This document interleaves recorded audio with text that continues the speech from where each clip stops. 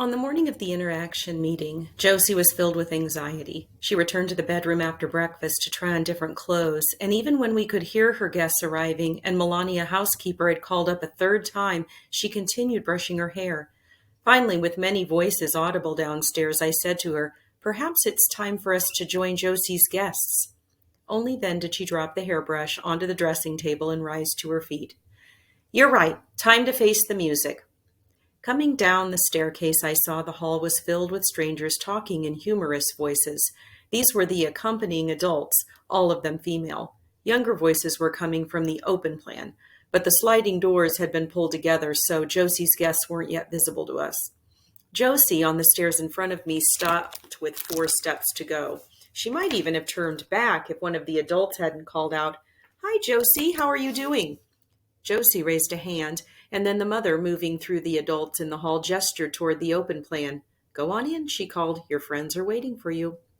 I thought the mother was about to say something further to reinforce this, but other adults had gathered around her, talking and smiling, and she was obliged to turn away from us. Josie did seem to find new courage then, and she went down the remaining steps into the crowd. I followed, expecting her to go towards the open plan, but instead she went through the adults toward the front door, which was open and bringing in fresh air. Josie kept moving as though she had a clear purpose, and a passerby might have thought she was engaged on some important errand on behalf of her guests. In any case, no one impeded her, and as I followed, I heard many voices around me. Someone was saying, "Professor Kwan may be wonderful at teaching our children mathematical physics. That doesn't give him the right to be uncivil to us." And another voice said, "Europe. The best housekeepers still come from Europe." More voices greeted Josie as she passed, and then we were at the front door, touched by the outside air. Josie looked out, her foot on the threshold, and shouted into the outdoors, "Come on! What are you doing?" Then she grasped the door frame and leaned out at an angle. "Hurry up! Everyone's already here!" Rick appeared in the doorway, and Josie, taking his arm, drew him into the hall. He was dressed, as he'd been on the grass mound, in normal jeans and sweater, but the adults seemed immediately to notice him. Their voices didn't actually stop, but the volume fell. Then the mother came through the crowd. "Rick, hello, welcome, come in." She placed a hand behind him, ushering him towards the guest adults. "Everyone, this is Rick, our good friend and neighbor. Some of you already know him." "How are you, Rick?" a woman nearby said. "Great you could make it." Then the adults began to greet Rick all at once, calling out kind things, but I noticed a strange caution in their voices. The mother, speaking above them, asked, "So, Rick, is your mother keeping well? It's been a while since she came over." "She's fine, thank you, Mrs. Arthur." As Rick spoke, the room became quiet. A tall woman behind me asked, "Did I hear you lived nearby, Rick?" Rick's gaze moved across the faces to locate the speakers. "Yes, ma'am. In fact, ours is the only house you can see if you step outside." Then he did a small laugh and added, "Aside from this one, I mean." Everyone laughed loudly at his addition, and Josie behind him smiled nervously, as if she'd made the remark herself.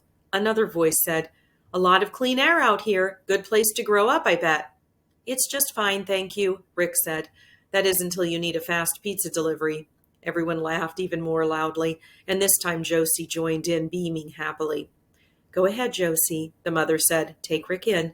You should be hosting all your other guests, too. Go on in now."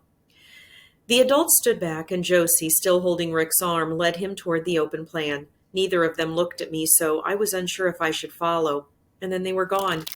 The adults once more filling the hall, and I was left standing near the front door. A nearby voice said, "Nice boy. Lives next door, did he say?" I didn't hear. "Rick's a neighbor, yes," the mother said. "He's been friends with Josie forever." "That's wonderful." Then a large woman, whose shape resembled the food blending machine, said, "Seems so bright, too. Such a shame a boy like that should have missed out." "I wouldn't even have known," another voice said. "He presents himself so well. Is that a British accent he has?" "What's important," the food blending woman said, "is that this next generation learn how to be comfortable with every sort of person. That's what Peter always says." Then, as other voices murmured in agreement, she asked the mother, "Did his folks just decide not to go ahead? Lose their nerve?" The mother's kind smile vanished, and everyone who'd heard seemed to stop talking. The food blending woman herself froze in horror. Then she reached out a hand towards the mother. Oh, Chrissy, what did I say? I didn't mean. It's okay, the mother said. Please forget it. Oh, Chrissy, I'm so sorry. I'm so stupid sometimes. I only meant. It's our worst fear, a firmer voice nearby said. Every one of us here. It's okay, the mother said. Let's leave it. Chrissy, the food blending woman said. I only meant a nice boy like that. Some of us were lucky, some of us weren't. A black-skinned woman saying this stepped forward and touched the mother's shoulder kindly. But Josie's fine now, isn't she? Another voice asked. She looks so much better. She has good days and bad, the mother said. She's looking so much better, the food blending woman said. She's going to be just fine. I know it. You were so courageous. After all you'd been through, Josie will be really grateful to you one day. Pam, come on. The black-skinned woman reached forward and began to lead the food blending woman away. But the mother, looking at the food blending woman, said quietly, Do you suppose Sal would want to thank me? At this, the food blending woman burst into tears. Look, I'm sorry. I'm so stupid. I just opened my mouth and she sobbed, then continued loudly. And you all know it. Know for certain I'm the world's greatest fool. It was just that nice boy. It seems so unfair. Chrissy, I'm so sorry. Look, really, please forget it. The mother, now making more effort, reached forward and held the food blending woman in a light hug. The food blending woman immediately returned the hug and went on crying, her chin on the mother's shoulder. There was an awkward quiet. Then the black-skinned woman in a cheerful voice, Well, they seem to be managing okay in there. No sounds yet of an all-out brawl. Everyone laughed loudly, and then the mother said in a new voice, Hey, what are we doing still out here? Let's go in the kitchen, please. Everyone, Melania has been preparing more of those wonderful pastries from her homeland. A voice in a pretend whisper, I believe we're still out here, so we can eavesdrop. This brought another big laugh, and the mother was smiling once more. If they need us, she said, we'll hear about it. Please go on through. As the adults started to move into the kitchen, I could hear more clearly the voices from the open plan, but couldn't make out any words. An adult passed near me saying, Our Jenny got quite upset after that last meeting. We spent the whole weekend explaining to her how she'd misinterpreted everything. Klara, you're still here. The mother was standing before me. Yes? Why aren't you in there with Josie? But she didn't take me in. Go on. She needs you with her, and the other kids want to meet you. Yes, of course. Then excuse me. The son, noticing there were so many children in one place, was pouring in his nourishment through the wide windows of the open plan. Its network of sofas, soft rectangles, low tables, plant pots, photograph books had taken me a long time to master, yet now it had been so transformed it might have been a new room. There were young people everywhere, and their bags, jackets, oblongs were all over the floor and surfaces.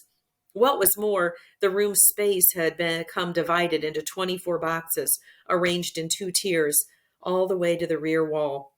Because of this partitioning, it was hard to gain an overall view of what was before me, but I gradually made sense of things. Josie was near the middle of the room, talking with 3 guest girls. Their heads were almost touching, and because of how they were standing, the upper parts of their faces, including all their eyes, had been placed in a box on the high tier, while all their mouths and chins had been squeezed into a lower box. The majority of the children were on their feet, some moving between boxes. Over at the rear wall, 3 boys were seated on the modular sofa, and even though they were sitting apart, their heads had been placed together inside a single box, while the outstretched leg of the boy nearest the window extended not only across the neighboring box, but right into the one beyond. There was an unpleasant tint on the 3 boxes containing the boys on the sofa, a sickly yellow, and an anxiety passed through my mind. Then other people moved across my view of them, and I began to attend instead to the voices around me. Although someone had said as I'd come in, "Oh, here's the new AF, she's cute," almost all the voices I now heard were discussing Rick. Josie must only recently have been standing beside him, but her conversations with the guest girls had caused her to turn her back to him, and he was now by himself, not conversing with anyone. He's a friend of Josie, lives nearby, a girl was saying behind me. We should be nice to him, another girl said. It must be weird for him being here with us. Why'd Josie ask him? He must feel so weird. How about we offer him something, make him feel welcome? The girl, who was thin and had unusually long arms, picked up a metal dish filled with chocolates and went towards Rick. I also moved further into the room and heard her say to him, Excuse me, would you care for a bonbon? Rick had been watching Josie talking to the three girls, guest girls, but now turned to the long-armed girl. Go ahead, she said, raising the dish higher. They're good. Thank you very much. He looked into the dish and chose a chocolate wrapped in a shiny green paper.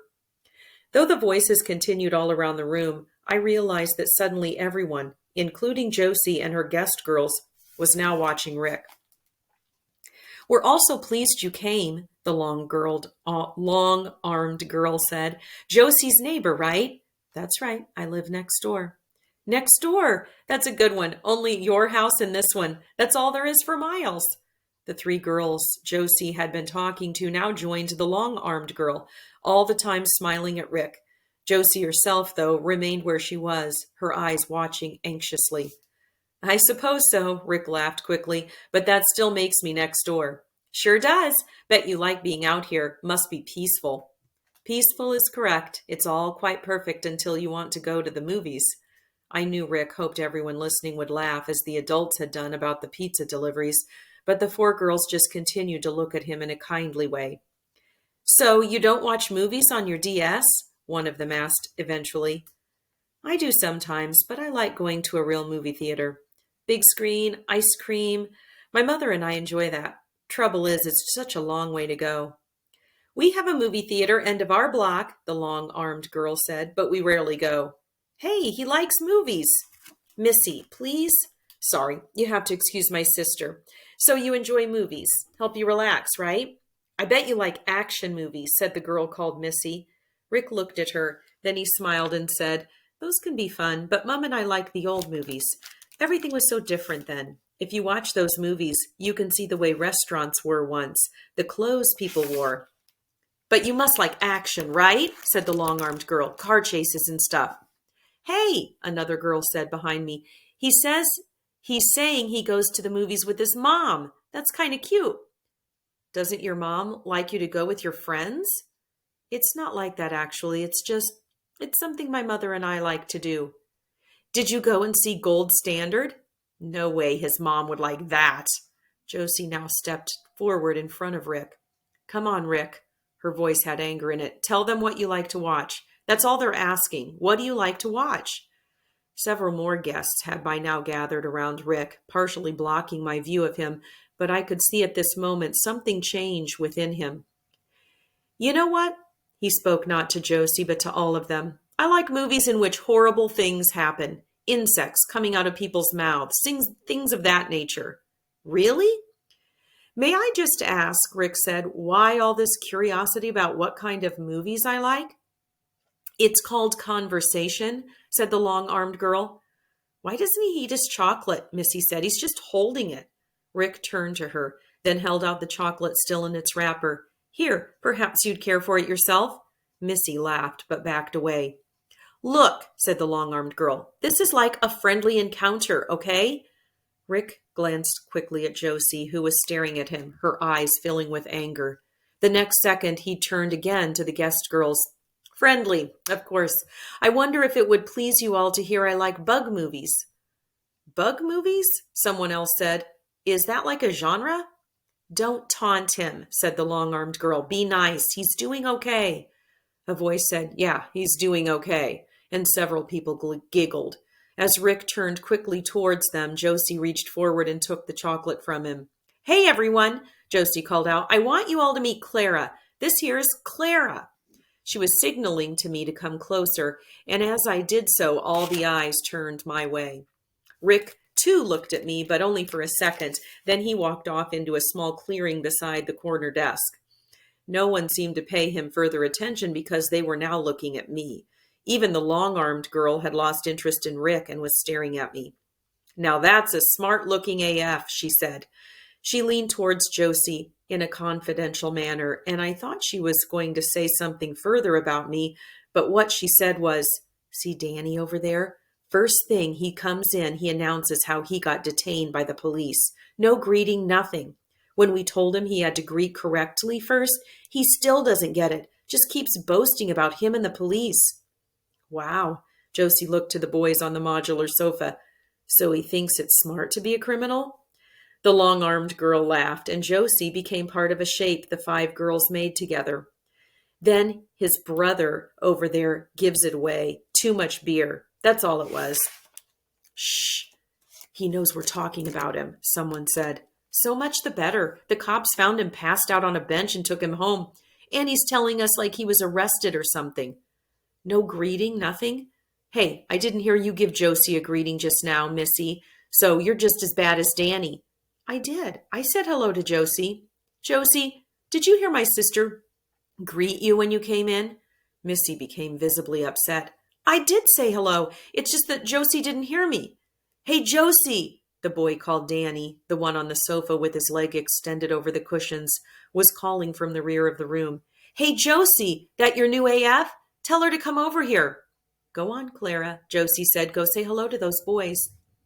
I didn't move at once, partly because I'd been surprised by Josie's voice.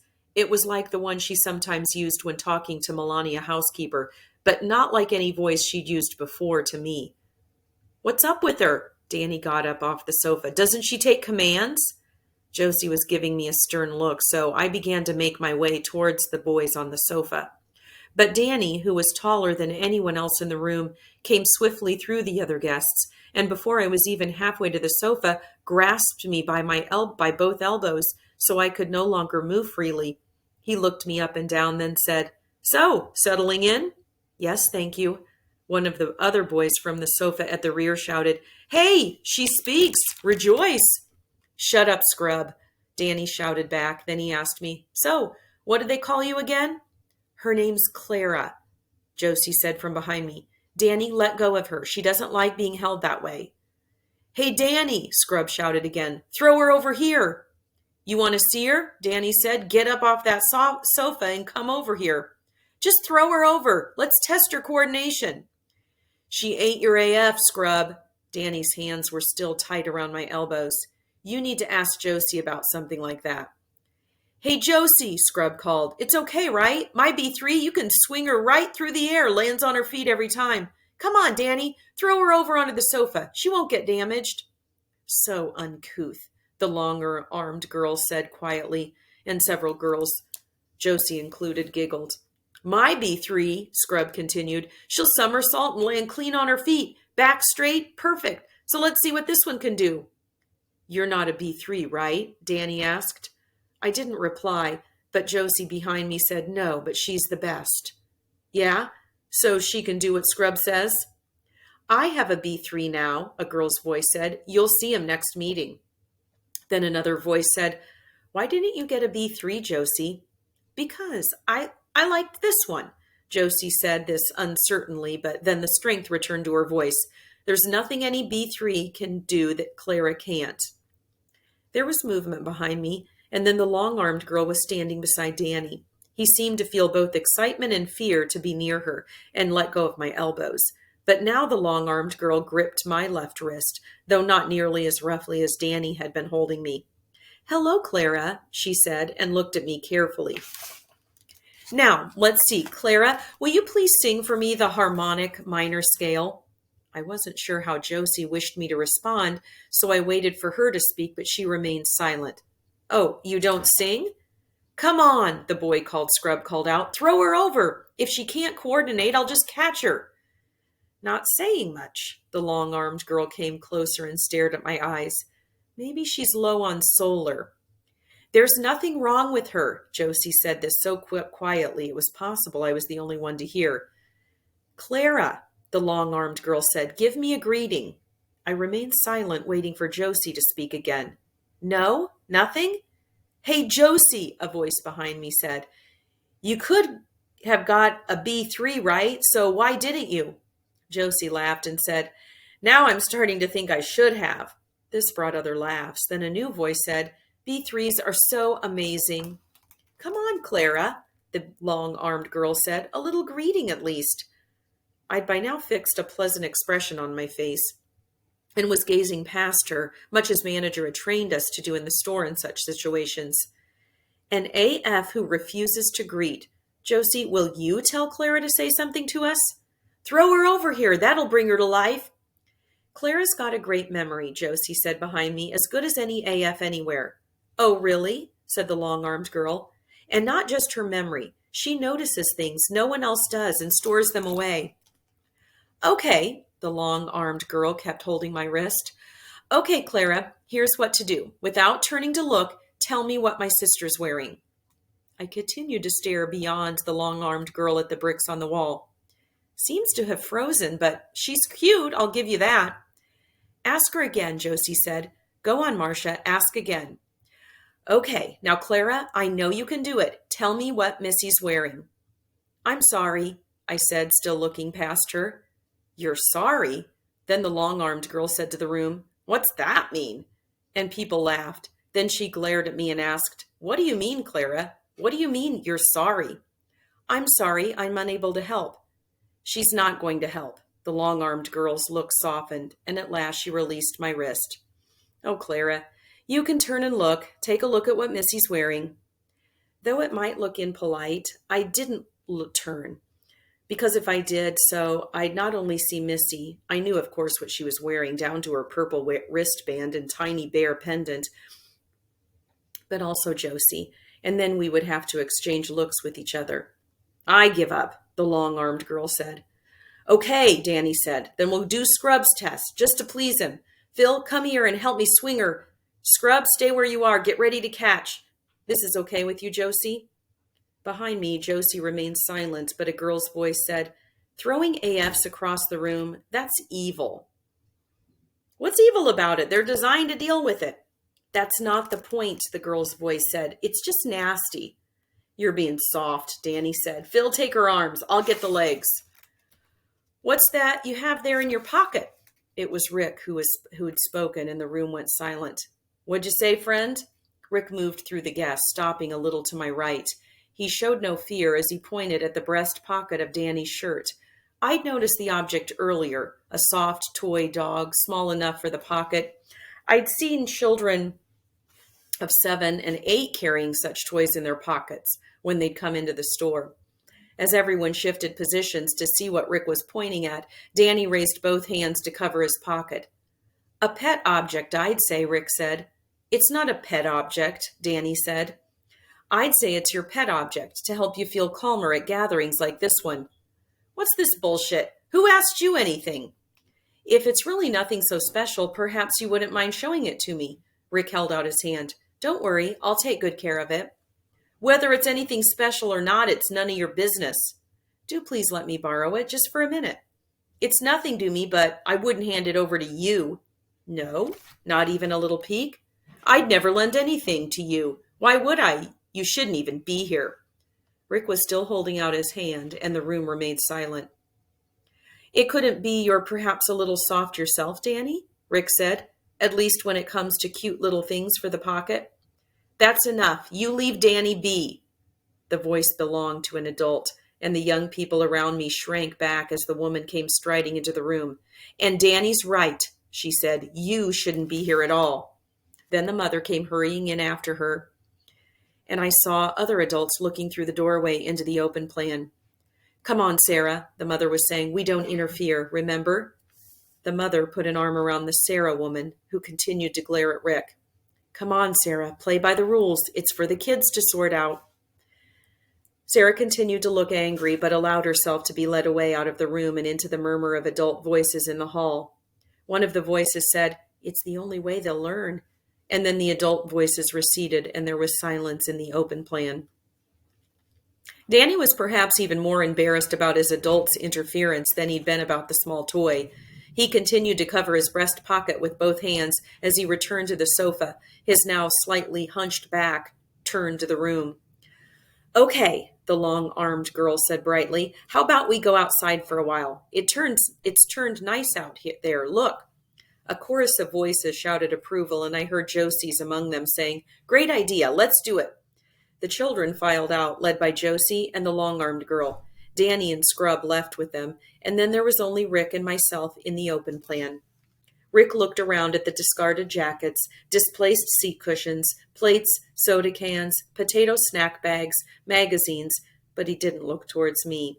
I wondered if any adults would come in to tidy now that the children had left, but none of them came, and the blur of voices continued with the kitchen. "You challenged that boy, I think for my benefit," I said eventually. "Thank you." Rick shrugged. He was getting seriously annoying. In fact, they all were. Then he added, still not looking my way, "I suppose it wasn't exactly enjoyable for you either." It's become uncomfortable for me, and I was grateful for Rick's rescue, but it has also been interesting. Interesting? It's important for me to observe Josie in many situations, and it was very interesting, for instance, to observe the different shapes the children made as they went from group to group.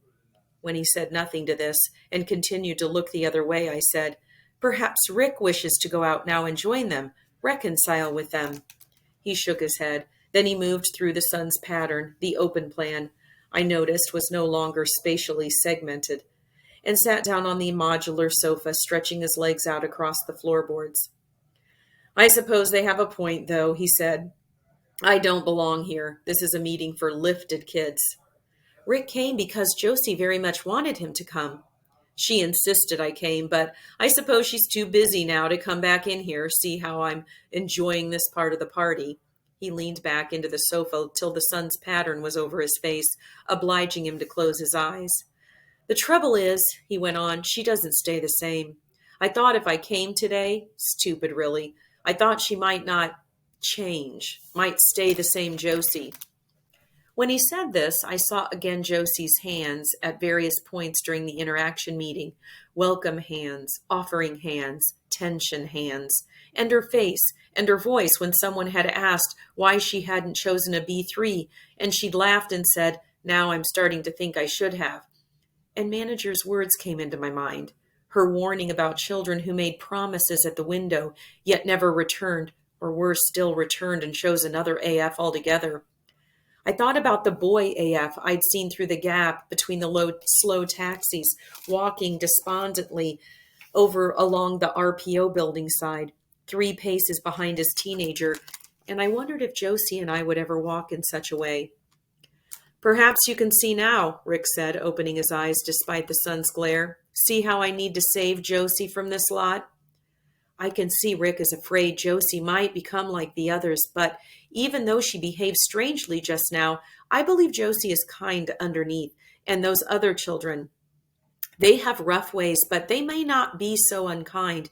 They fear loneliness, and that's why they behave as they do. Perhaps Josie too. If Josie hangs out with them much more, she soon won't be Josie at all. Somewhere she knows that herself, and that's why she keeps on about our plan. For ages, she's forgotten about it, but now she talks about it all the time. I heard Josie mention this plan the other day. Is it a plan about Rick and Josie sharing a future together? He looked past me out of the open plan's window, and I thought his hostility towards me had returned. But then he said, "It's just something we started when we were young, before we realized how it would be, how all these things could get in our way. Even so, Josie still believes in it." "And Rick still believes in the plan too?" He now looked directly at me. "Like I say, without the plan, she's going to end up becoming one of them. I'd better go." He rose suddenly, "before those kids come back, or that crazy mother. I hope we can soon talk again about these matters, because I believe in many ways Rick and I have similar goals. Look, the other day, when I said about not wanting Josie to have an AF, it wasn't anything personal. It was just, well, it felt like something else that would get in our way. I hope not. In fact, now I understand more. I'd like to do my best to help with Rick and Josie's plan. Perhaps help move the obstacles you talk about." "I'd better go. Check my mom's all right." "Of course." He walked past me and out of the open plan. I took a few steps forward so I could watch him go through the front door and into the sun's brightness. As I said to Rick that day, the interaction meeting had been a source of valuable new observations. I had, for one thing, learned about Josie's ability to change, as Rick had put it, and I watched carefully for signs of her doing so again. I wondered, too, how much she really did wish she'd chosen a B3. Her remark had most likely been intended as a humorous one to keep back the threat of disharmony during the meeting. Even so, it was true B3s had capabilities beyond my own, and I had to consider the possibility that Josie might sometimes entertain such ideas in her mind. In the days following the meeting, I worried also about how Josie might view my failure to respond to the long-armed girl's questions. In the situation that had developed, and in the absence of clear signals from Josie, I'd taken the course I'd considered to be for the best. But now it occurred to me Josie might, after a period of reflection, become angry with me. For all these reasons, I feared the interaction meeting might place shadows over our friendship. But as the days went by, Josie remained as cheerful and kind to me as she'd ever been.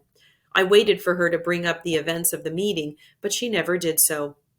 As I say, there were helpful lessons for me. Not only had I learned that changes were part of Josie, and that I should be ready to accommodate them, I'd begun to understand also that this wasn't a trait peculiar just to Josie, that people often felt the need to prepare a side of themselves to display to passers-by, as they might in a store window, and that such a display needn't be taken so seriously once the moment had passed. I was happy then that nothing changed between us on account of the meeting. However, not long afterwards, something else came along which did, for a time, make our friendship less warm. This was the trip to Morgan's Falls, and it came to trouble me because I couldn't for a long time see how it had created coldness between us, or how I might have avoided such a thing happening. Early one morning, 3 weeks after the interaction meeting, I looked over to Josie and could see from her posture and her breathing that she wasn't sleeping well in her usual way. I used the alarm button and the mother came immediately. She phoned for Dr. Ryan, and then I heard Melania housekeeper calling him again a little later to ask him to hurry. When he did come, he checked Josie over carefully, then said there was nothing to worry about. The mother was relieved, and once the doctor had left, her manner became brisk. She sat on the edge of Josie's bed and said to her, "You have to quit that energy drink. I always said it was bad for you." Josie said, not lifting her head from her pillow, "I knew there was nothing wrong with me. I got really tired is all. You didn't have to worry about me, and now you're going to be late for work." "Worrying about you, Josie, that's my work." Then she added, "Clara's work too. She did well to raise alarm." "I just need to sleep a little more. Then I promise I'll be fine, Mom." "Listen, honey." The mother leaned right over till she was talking into Josie's ear. "Listen, you need to get well for me. Do you hear me?" "Hear you, Mom." "Good. I wasn't sure you were listening." "Listening, Mom. I'm keeping my eyes shut is all." "Okay, so here's the deal. Get better by the weekend and we'll go to Morgan's Falls. You still love that place, right?" "Yes, Mom, I still love it." "Good. Then that's the deal. Sunday, Morgan's Falls. So long as you get well." There was a long silence, then I heard Josie say, as though into her pillow, "Mom, if I get well, can we take Klara with us? Show her Morgan's Falls? She's only ever been outside once, and that was just around here." "Of course Klara can come, but you'll have to get well or none of this works. You understand, Josie?" "I understand, Mom. I have to sleep some more now." She woke up just before lunch, and I was going to tell Melania housekeeper, as I'd been instructed to do, but Josie said tiredly, "Klara, have you been here the whole time I've been sleeping?" "Of course." "Did you hear what Mom said about going to Morgan's Falls?" "Yes, and I'm very much hoping we'll be able to go, but your mother said we'd only go if you were well enough." "It'll be okay. If I wanted, I could go this afternoon. Just tired, that's all." "What is this Morgan's Falls, Josie?" "Beautiful is what it is. You'll think it's amazing. I'll show pictures later." Josie remained tired for much of the day, but in the late afternoon, once I'd raised the bedroom blinds to let the sun's patterns fall over her, she became noticeably stronger. Melania housekeeper came up to see her then and said Josie could get dressed so long as she promised to spend the rest of the day quietly. That was how we came to still be in the bedroom as the evening approached, when Josie produced a cardboard box from under her bed.